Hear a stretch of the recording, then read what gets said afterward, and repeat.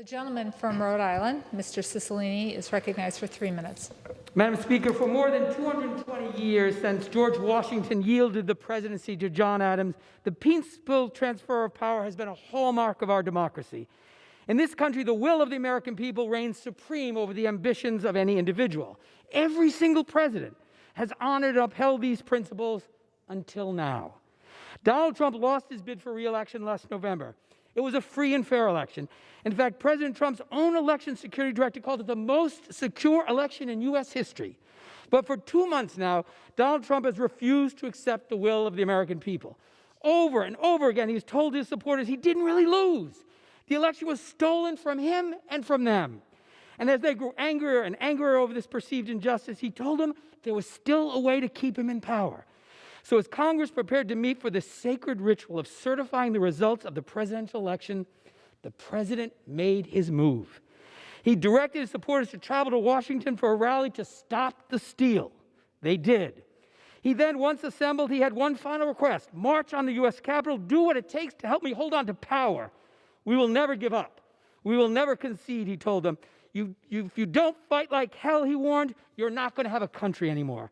The people on the ellipse that day heard his message loud and clear. They answered his call for insurrection. As the third-ranking Republican in this chamber put it, he summoned the mob, assembled the mob, and lit the flame of this attack. Armed with guns, pipe bombs, bats, shields, zip ties, and more, they set their sights on the U.S. Capitol. They stormed the citadel of our democracy.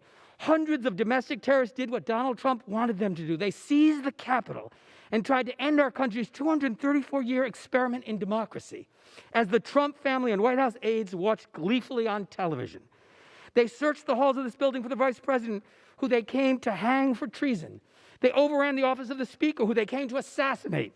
They sought above all else to seize control of our government in the name of Donald Trump. Let that sink in. The terrorists who stormed this building planned to hang the vice president, kill the speaker, and topple our government. They took down the American flag and replaced it with a Trump flag. I asked my colleagues on the other side of the aisle, who are not planning to vote for this article, is this the kind of country you want to live in? What are you going to tell your children and grandchildren when they ask what you did in this moment? Did you stand for the republic or for this president?